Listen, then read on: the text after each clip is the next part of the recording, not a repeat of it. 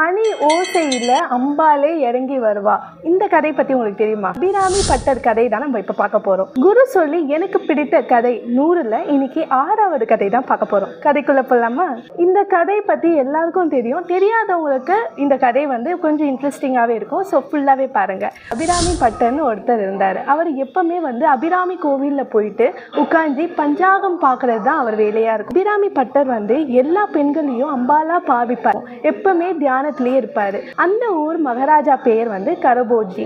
அவர் ஆலயத்தை அம்பாலை தரிசிக்கும் போது அந்த ஆலயத்தில் யாருமே இருக்கக்கூடாது. அப்போ இவர் தியானத்தில் இருக்கிறதுனால அரசர் பார்க்கும்போது ரொம்ப கோபம் அடைந்து இவர்கிட்ட போயிட்டு, நீ ஏன் இங்கே உட்காந்துன்னு இருக்க, நான் வரும்போது இங்கே யாருமே இருக்கக்கூடாது சொல்லிட்டு கோபமாக பேசும் வகையில் அங்கே பூஜை பண்ணுறவர் அந்த ஐயர் சொல்கிறாரு, இவர் ரொம்பவே பெரிய ஆளுங்க, அம்பாலை பூஜிட்டு இங்கேயே தான் உட்காந்துட்டு பஞ்சாங்கத்தை பார்ப்பாரு சொல்லிட்டு சொல்கிறாரு. ஸோ அந்த நேரத்தில் ராஜா கேட்குறாரு, ஓ பெரிய பஞ்சாங்கம் பார்க்குறவரா?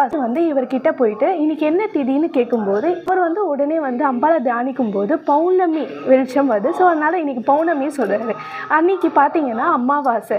ஸோ இவர் பௌர்ணமி சொல்லும் போது அந்த ராஜாவுக்கு ரொம்பவே கோபமாயிடுது. ஏன்னா அந்த ஊரே இருள் சூழ்ந்து இருக்கும் நிலையில் இவர் மட்டும் பௌர்ணமி சொல்கிறாரே சொல்லும்போது, நீ ஒழுங்காக சொல்கிறியா இல்லைன்னா உன்னை சிறையில் நான் அடைச்சிடுவேன் சொல்லும்போது, இது பௌர்ணமி தாடா போடா சொல்லிட்டு இவர் ரொம்ப கோபத்தோடு சொல்லிடுறாரு. ஸோ உடனே இவர் என்ன பண்ணுறாரு, கோபத்தோட அரசர் அரண்மனைக்கு போயிடுறாரு. போயிட்டும் போதே 2 காவலார்களை இட்டு அந்த கோவில் மணி அடித்து 6 ஆயிட்டும் போது அன்னைக்கு பௌர்ணமி இல்லைன்னா அவரை உடனே நெருப்பில் உள்ளே போட்டுடு சொல்லிட்டு கோபமாக சொல்லிடுறாரு. அதனால் 2 காவலர்களும் வந்துடுறாங்க. 6 மணி ஆகும் நேரத்தில் இவர் கண் விழித்து பார்க்கும்போது காவலாளர்கள் 2 பேர் இருக்காங்க.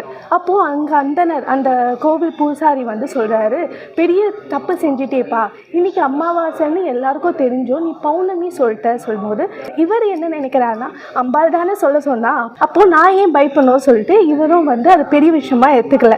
இவர் வெறும் அப்பயும் அபிராமியை மட்டுமே வேண்டின்னு உட்கார்றாரு. ஸோ அந்த நேரத்தில் கோவில் மணி 6 மணிக்கு ஓசை அடிக்குது. இங்கே அம்பாள் காட்சி அளித்து பௌர்ணமியாக மாத்துறான்.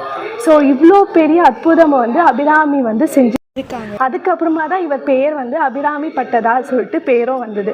ஸோ இந்த கதை உங்களுக்கு பிடிச்சிருக்கும்னு நான் நினைக்கிறேன். மேலும் நிறைய கதைகளோடு நான் உங்களை சந்திக்கிறேன்.